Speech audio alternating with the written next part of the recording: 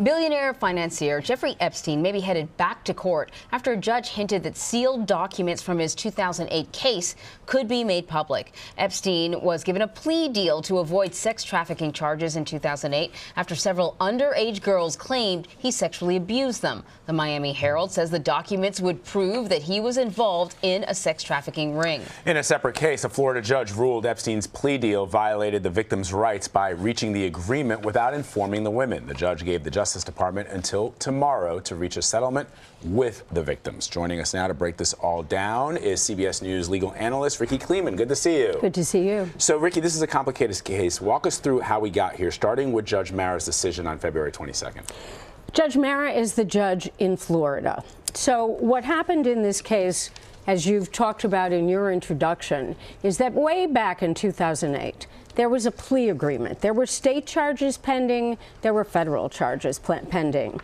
And the federal charges, which comprised a multi-page indictment, over 30 pages, they suddenly all went away, and that Jeffrey Epstein was allowed to plead to 2 state charges where he gets a 13-month sentence in a jail where he has all kinds of freedom. He goes into house arrest. He's able to travel to New York. He's able to travel to his Caribbean island. It was, talk about a slap on the wrist.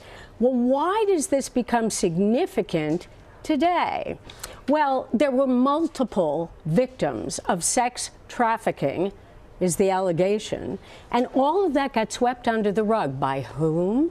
The U.S. attorney at the time, Mr. Acosta, is now our Secretary of Labor. Wow. So when you look at a possible indictment that would have amassed more than 30 pages involving sex trafficking, and it just suddenly mysteriously disappears and everything gets sealed, and somebody gets a little sweetheart deal, and none of the victims are told about this, none of them, and then there is something called the Victims' Rights Act.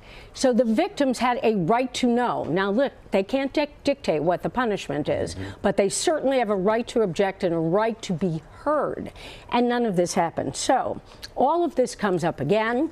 Judge Mara, now in Florida, says back on February 22nd, all right, I'm not going to vitiate the plea agreement. I'm not going to say the plea agreement is dead, at least not yet. But what I am going to do is give you till March 8th, tomorrow. You, the government, better come up with an agreement with these victims about what you're going to do about their pain and about the fact that they weren't consulted, or else I'm going to have to do something, which certainly does leave open the possibility that the plea agreement could be taken away.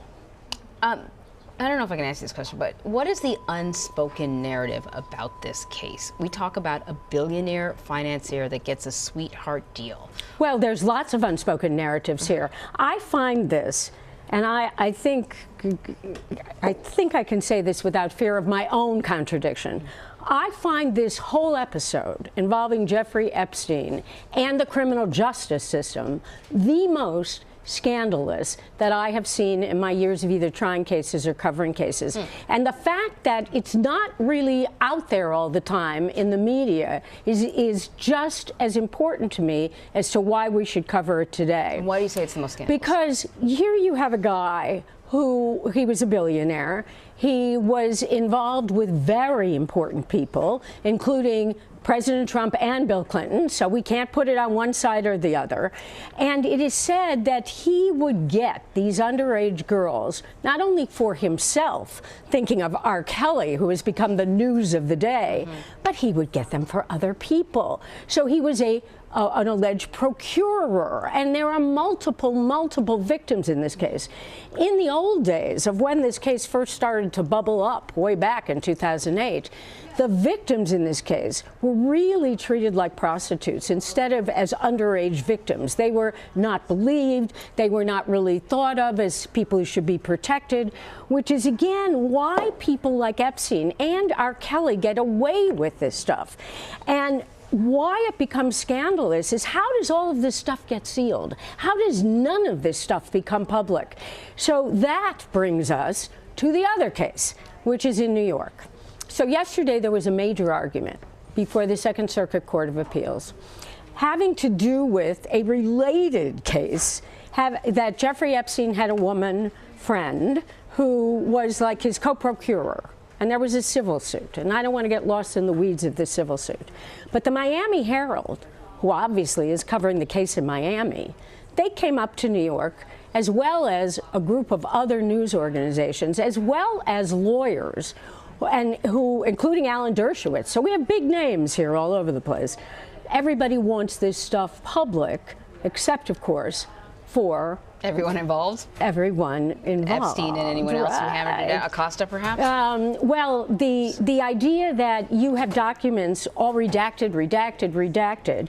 When you've got people, you have people on the far right and people on the far left who are saying, open it up, open it all up. The Washington Post did an editorial to say, let's see it all. Because it's one thing to redact the names of underage victims. It's another thing to protect people in power.